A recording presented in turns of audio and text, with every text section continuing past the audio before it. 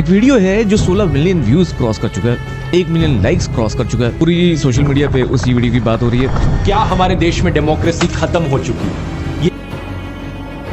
इतना बड़ा कंपैरिजन।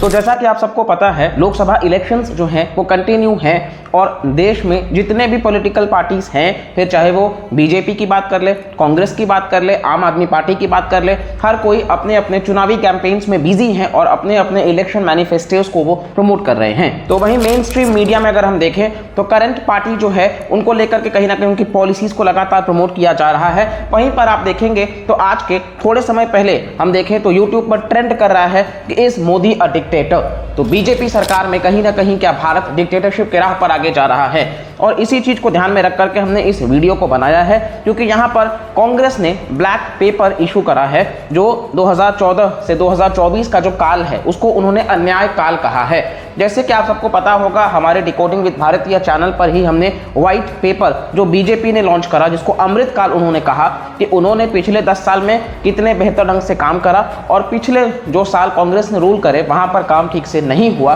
तो अगर आप लोगों ने वीडियो नहीं देखा है तो इस वीडियो के बाद में आप उसको चेकआउट करिएगा, और उसी के रिस्पॉन्स में कांग्रेस ने ब्लैक पेपर जो है वो इशू करा है।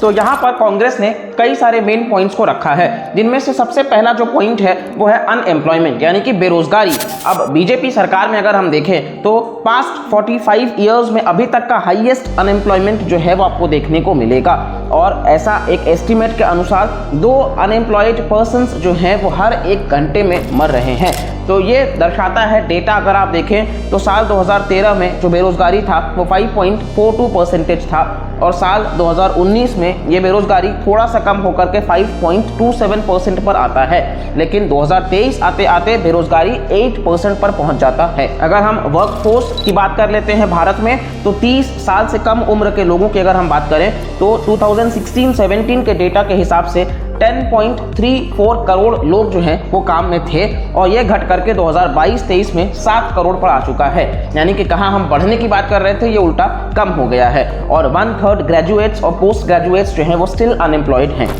हालांकि आप सबको हम एक बात बता दें कि अनएम्प्लॉयमेंट वो मुद्दा रहा है जो देश में जो भी पॉलिटिकल पार्टीज रही हैं उन्होंने इस चीज को सीरियसनेस नहीं दिखाया है। सेकंड पॉइंट पर आता है इनकम इनइक्वालिटी। अब उनके अनुसार ये है कि 8 साल में इनकम इनइक्वालिटी जो है वो बढ़ा है, यानी कि जो अमीर है वो और अमीर हो रहे हैं और जो गरीब हैं वो और गरीब हो रहे हैं। और इसी के साथ साथ में कांग्रेस ने एक टर्म इंट्रोड्यूस करा जिसका नाम उन्होंने दिया टैक्स टेररिज्म। अब आतंकवाद जैसा जो शब्द इस्तेमाल करा कि भाई जो स्मॉल और मिडिल क्लास के लोग हैं उनको सप्रेस किया जा रहा है और उन्हीं के ऊपर टैक्स का बर्डन जो है वो बढ़ाया जा रहा है। हालांकि अभी भी अगर आप देखेंगे तो हमारे देश में जो टैक्स पेयर्स हैं उनका नंबर महज 1.5% है, जबकि ये चाइना में 10% है और अमेरिका में 43% है। यानी हमारे देश में अभी भी 1.2 बिलियन पॉपुलेशन जो है वो कोई इनकम टैक्स नहीं फाइल करती, क्योंकि उनका जो इनकम है वो एनुअली 7 लाख से कम है। इस गवर्नमेंट ने अपने इस ब्लैक पेपर में इंप्लीमेंटेशन ऑफ जीएसटी के ऊपर भी सवाल उठाया है कि जब से जीएसटी आया है आए दिन उसमें अमेंडमेंट्स किए जाते हैं, चेंजेस लाए जाते हैं, इतना ज्यादा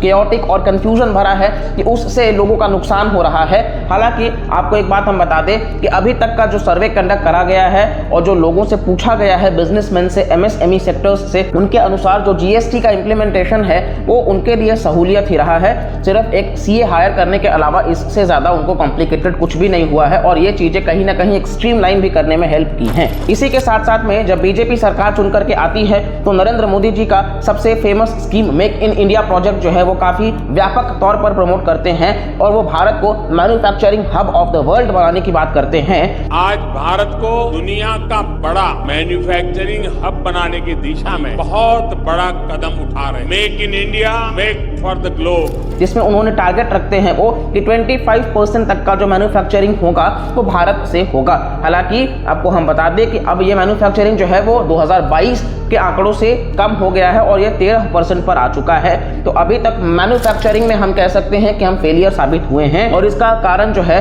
वो है lack of ease of doing business और लैंड एक्विजिशन प्रॉब्लम्स, क्योंकि ये हमारे देश में बहुत ही मेजर इश्यूज हैं और पहले हमको इस पर काम करना होगा, और इसके बाद हम मैन्युफैक्चरिंग में चाइना जैसे देश की बात करें तो हम वहां पर कंपीट कर पाएंगे। अगला जो पॉइंट उन्होंने रेज करा कि सोशल सेक्टर स्कीम्स जो हैं उसमें भी बीजेपी गवर्नमेंट जो है वो प्रॉपरली ना तो एलोकेट कर रही है और ना ही फिर उसको यूटिलाइज किया जा रहा है। जैसे उन्होंने एग्जाम्पल दिया प्रधानमंत्री फसल बीमा योजना का, जिसका जो कवरेज है वो अभी भी 50% से कम है। साथ ही साथ में जो निर्भया फंड बनाया गया उसमें जो एलोकेशन करे गए लगभग आप देखोगे कि उसमें से बहुत कम फंड्स जो है वो इस्तेमाल किए गए हैं, तो इसको और बेटर बनाया जा सकता है। इसी के साथ साथ में सबसे बड़ा सवाल उन्होंने ये भी रेस किया है कि डेमोक्रेसी जो है वो खतरे में है। ऐसा उन्होंने इसलिए कहा कि जो ऑर्गेनाइजेशंस जैसे कि सीबीआई और एनफोर्समेंट डायरेक्टोरेट हैं, तो उनके अनुसार इनका जो मिसयूज है वो बहुत ज़्यादा किया जा रहा है और इससे कहीं ना कहीं जो डेमोक्रेसी है वो खतरे में नजर आती है। साथ ही साथ आप देखेंगे तो भारत का जो नॉर्थ ईस्ट स्टेट मणिपुर है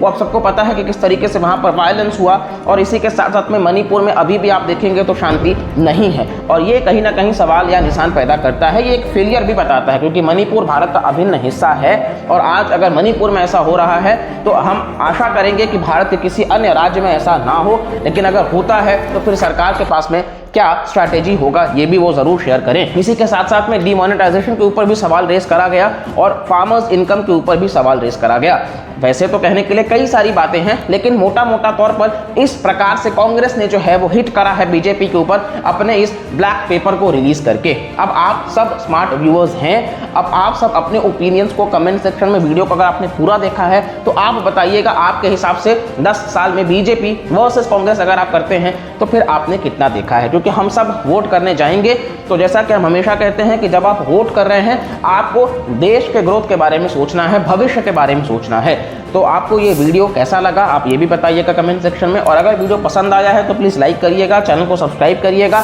और इस वीडियो को मैक्सिमम लोगों तक शेयर करिएगा, क्योंकि ना ही हमें अंधभक्त बनना है और ना ही हमें गलत डेटा के साथ आगे बढ़ना है। हम बैलेंस करके चीज़ों को देखेंगे। देखिए, कोई भी पॉलिटिकल पार्टी परफेक्ट तो नहीं है, लेकिन हम इतना ज़रूर करेंगे कि हम एक अवेयरनेस क्रिएट करें जिससे आने वाले समय में इन बातों पर भी गौर फरमाया जाए। तो इस वीडियो से तो सिर्फ इतना ही, मिलते हैं अगले वीडियो में, तब तक के लिए bye bye, take care and जय हिंद, जय भारत।